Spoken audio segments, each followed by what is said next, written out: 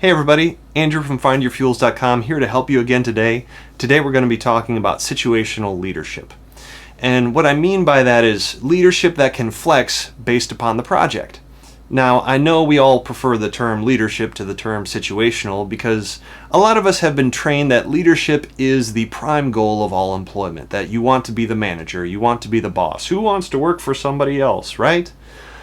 Saying situational means it's going to flex, and that causes a stir in a lot of us. But at the end of the day, the first principle we need to know is that leadership is not universal. I might be great at leading sales teams, but I might really suffer at leading a customer service team.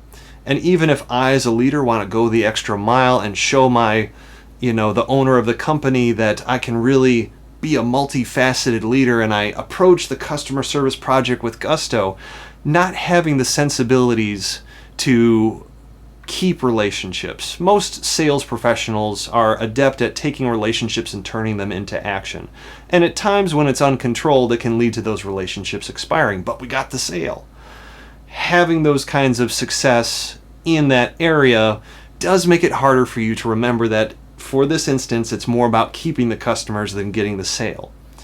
And if that's something I have to kind of manufacture, that just means I'm probably not going to be the most effective leader. In the other areas as well, you might be a brilliant person, you might be very conceptual with all the best training, and any college professor would applaud your plan. But if the people on the ground floor, if the workers are looking at it and saying this isn't anywhere close to the reality that we deal with, your brilliant knowledge leadership might be terrible production leadership. And in this world of hierarchies and just setting leaders in their own places, the problem arises that you're always going to face a situation where your leadership is actually bad leadership. So what can we do to refresh leadership? Well, it's helpful if it changes every often, or at least project by project. And even if you retain your title, handing off the baton of the final say to one of your team members who has a great sensibility for that project will only increase their confidence in your leadership. You'd think that abdicating and handing off the leadership baton will make you appear weak, when in fact the weakest thing is for you to continue leading.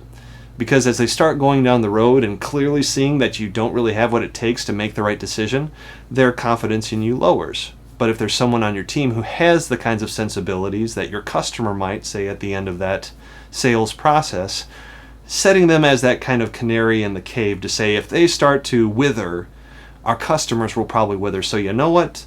Betty, John, whatever your name is, I'm your boss, but you know what? I'm giving you the baton in this one because you have the sensibilities that it will take to make this particular project successful. A very good thing. So leadership is not always shared. Sometimes it just needs to change.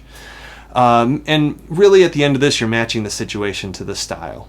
If you have an initiative that needs to be very friendly but also get stuff done, find someone who's gifted in customer service and production because they're very sensibilities will come into play. If they start to get aggravated, the project will probably have stress as well.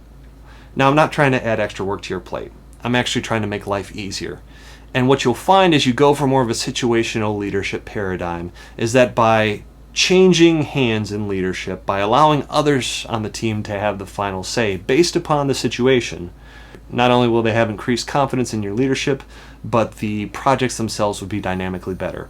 Hope that's been a help. Continue to feed us questions. Thank you to all the people in the community that I interact with, all my customers that are giving me more and more content to be able to share with the world and be of help. Thank you so much, and we'll see you next week. Bye.